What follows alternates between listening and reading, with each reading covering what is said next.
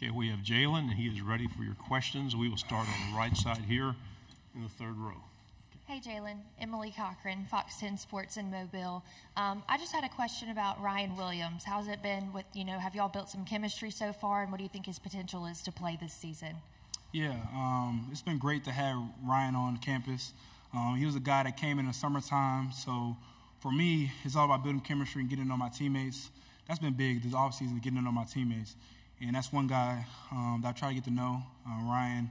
Doing a really good job just trying to master the system, master the game plan, master us as a group, because it's new. I was a guy that came in, and it was all about finding your place and also trying to get better, but also meeting new guys. And so that's a guy that I try to build a relationship with. But with our reps that we have together, he's doing a really good job building, getting better, and he's a guy that's likable around the whole campus and all the coaching staff.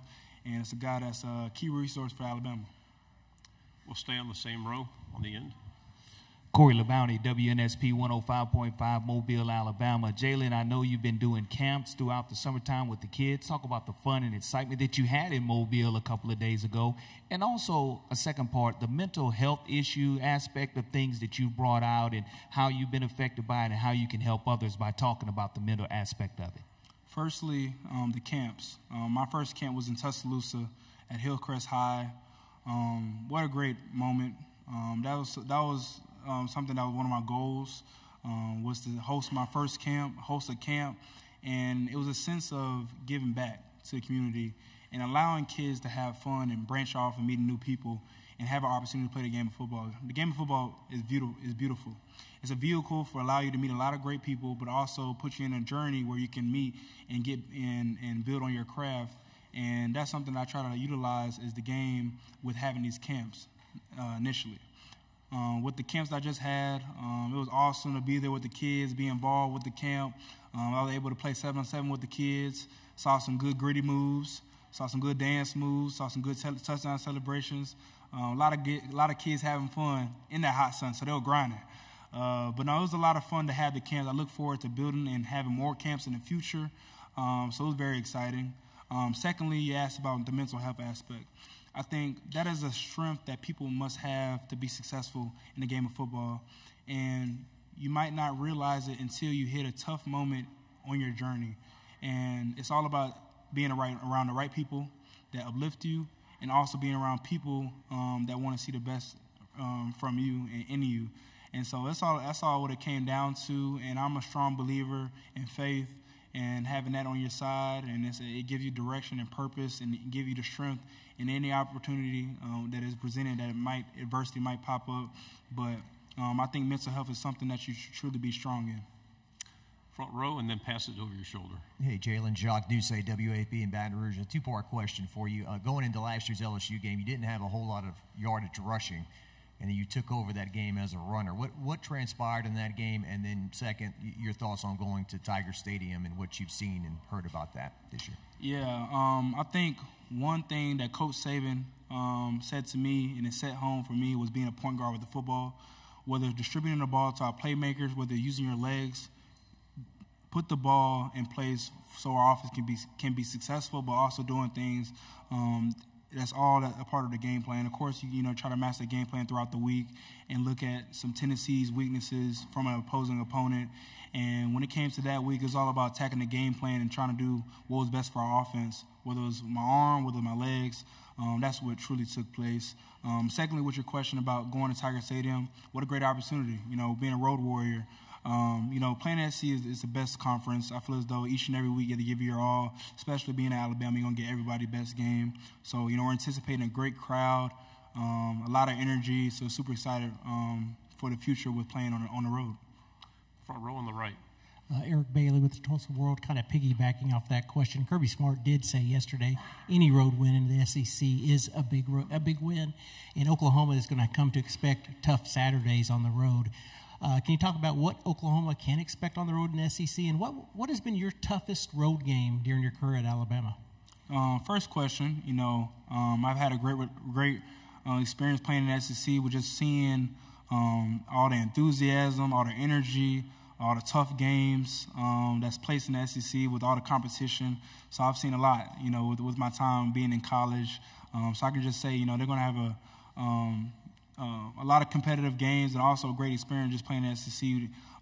But number one, the resources that's provided with being a student athlete and being a student at an SEC school, just a lot is poured into the universities. So that's what a great opportunity with that being in the SEC. So super happy for them for them to have that experience.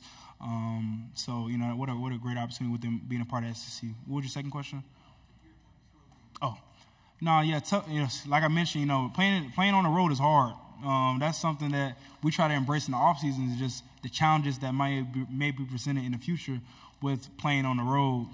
So it's hard to narrow down one, because like me and Alabama are going to get everybody's best game, and a lot of energy is going to be placed in the building. So it's hard to narrow down one, but it's super exciting playing in the Southeast Conference. Left side, third row.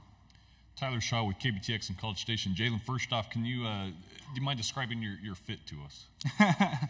Well, okay, so it was down to 3 suits. I was trying to decide which color I was going to wear. Whether it was a light suit, a black suit that was neutral, and a lighter color. It was hard to decide. I want you to guess when I decided to put that on and decide. I decided this morning. I hope I look all right, because I decided this morning right before our flight. But it came down to the shoes. You got to start with the shoes when you start your outfit off. So I got the black Pradas on, and so from there I built upon that, and then I got all the way up. Right side on the aisle. Yeah, Joseph Duffy, TSTV Sports in Austin. Your old lineman, Tyler Booker, mentioned how not just that final play in the Rose Bowl has motivated y'all so far in the season, but really the entirety of the game with some miscues that y'all wish you could have back. Being that your coach and Kalen DeBoer had the same kind of miscues that he wanted back at Washington, has he used that game also in the national championship to motivate you all together, and if so, how? What a great question. I'll say there's a lot of things that you can always reflect on from past seasons, and number one for us was last year. We were blessed and fortunate to be in the college playoffs, one game away. What burn do you need more than being that close to a championship? And so for us, we're very passionate about each other, but also passionate about achieving short-term goals and long-term goals as we're going along this process. And we can always reflect and learn from it. And so, we shared that. We shared the same experience from Coach DeBoer with failing to achieve a national championship. So now it's all about refocusing and focusing on our 2024 football season. Final question, left side on the aisle. Joe and Ryan Hennessy, WVTM NBC 13 in Birmingham. When we were at the Rose Bowl, you told us about doubters, some even your coaches previously. Now you're going into a season where you're highly respected by the media, going into potentially a Heisman run. Does your mindset change, or what are you doing going into this compared to going into last year and what you told us last year? I think it's the same mindset, same mission, being the best version of myself each and every day I walk in the building, being the best quarterback in the country, learning, growing as a player, seeking all information from my coaching staff, being a student of the game. I think it's all about going 1-0, and the grind doesn't stop. That cliche term, but the grind doesn't stop. Just each and every day that you have an opportunity to play the game of football, seize it. Seize the opportunity, try to do what's best for the football team in a sense. And so I say, for me and my development, and it's all about getting better and just leaning on my brothers, because it's going to be a chance where we play a game one, and it's all about tackling the task at hand, which is being the best version of myself, entering the building and having a rep each and every day that I have on the practice field. Jalen, thank you very much. Good luck this year. Appreciate it.